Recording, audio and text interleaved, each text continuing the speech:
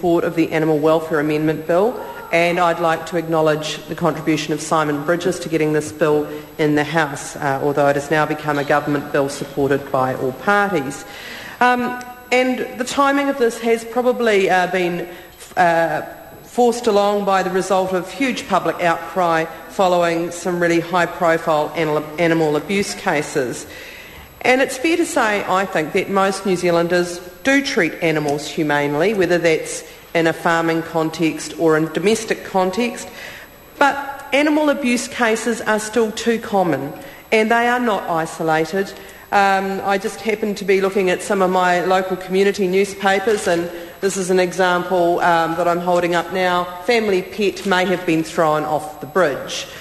I mean, these sorts of things are sickening, and I'm not going to do a big litany of cases. I too have seen the SPCA's list of terrible cases, but I think most of us hear these cases and we are sickened and disgusted by the sort of treatment that is meted out to animals, both domestic and farming animals.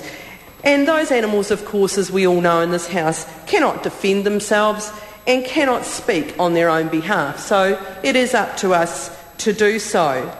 I'm not going to read out the main provisions of the bill. The previous speaker has done that.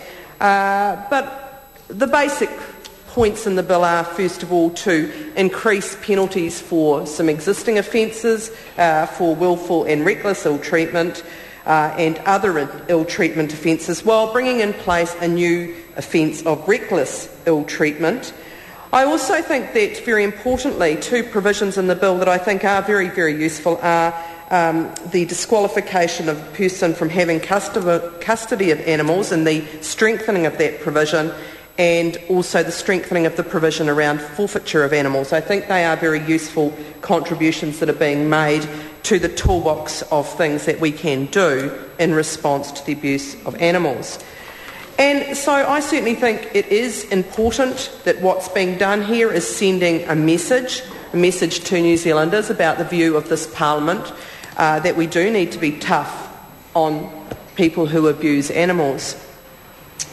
There is a really important relationship between animals and people, and I just want to talk about that a little. Certainly economically, other speakers, Jim Anderton, Damien O'Connor and others, have spoken about the importance, and Sue Kedgley, of the importance of animals economically to this country and the importance of ensuring that we treat those animals appropriately because we should, but also because there is a requirement for us to be able to trade with other countries and to meet consumer demand that animals are treated humanely. So they're very important to this country economically, but also socially, and I'd like to talk a little bit more about that. Clearly there's the domestic pet scenario, and most people in this House, I'm sure, either now or previously, have had animals in their life as domestic pets or companions, and certainly my cat Sage, who's 14 years old, has been a very important part of my life. But also there's a role for animals socially in terms of therapeutic roles, and I just want to talk about some of those because I don't think that's been mentioned yet in the House, about some of the really important ways that animals with people make a difference. And animals used in therapeutic care, in the Maunga Care electorate where I work, I'm aware of the use of animals in schools. So there are dogs in school programs to teach children about looking after animals properly, but also about the different responses of animals to different situations. I know in one of the local churches in Onehunga where animals are used in grief counselling with children. That's very important. In rest homes now, increasingly, the use of an allowance of pets in rest homes because it actually makes a difference to the quality of life of the residents there. And certainly therapeutically in terms of treating illness and people hospitalised. And again, interestingly enough, having just gone through the local community papers, there's a story in the Eastern Bays Courier, February 12, about Ella's Special Place, which has been recently opened and is a particular corner of Starship Hospital in Auckland where children can have their pets. And that's actually been named after a young girl, Ella, who was 5 when she died of an inoperable brain tumour in 2003. And that was about a memorial to that young girl, and the importance, the recognition of the comfort that people get from being around animals. So I think that's really important to recognise as part of the relationship between people and animals. Now, I want to go on to looking at this, though, the abuse of animals as a crime of violence. It's actually a crime of violence. And we have a sickening record in this country of violent crime. And I particularly want to put on record in speaking to this bill about the sickening record of violence against children in New Zealand. And the reason I'm raising this in context of violent crime is I think these things are not unrelated. Violent crime, whether it's another adult against children or against animals, has certain common factors, I believe. And one of the issues I've got about this bill is it deals with one end of the spectrum of dealing with crime. And I want to talk about the other end. I want to talk about the end about prevention of crime. What are the causes of crime? What is it that leads to people being violent, whether against children or animals or other adults? What are the causes of crime? We need to be doing more in that area. We need to look at the culture of violence in this country that does make it acceptable for people to behave in violent manners, and that can in fact glorify violence. Now, there's a lot of research and information around the issue of empathy, and people get the skills and the neurological links in their brain to be empathetic at a very, very young age, babies, and about the relationship between babies and their mother in particular.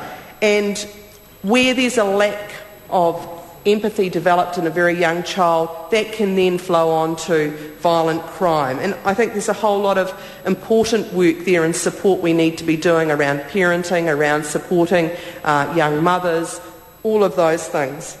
There's issues about how we learn to respect and care for each other and for animals. And certainly I recall I've always had pets in my life. It was always with my parents a very important message about caring for the animals that we had. So those things are all areas where we need to be looking at in terms of preventing violent crime. There's certainly plenty of evidence about the links between animal abuse and other violent crimes.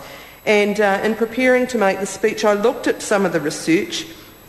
Certainly there's now a lot more work being done about cross-reporting, so where people hear about animal abuse, they're also looking at situations about whether there's domestic violence and cruelty to children going on in the same home.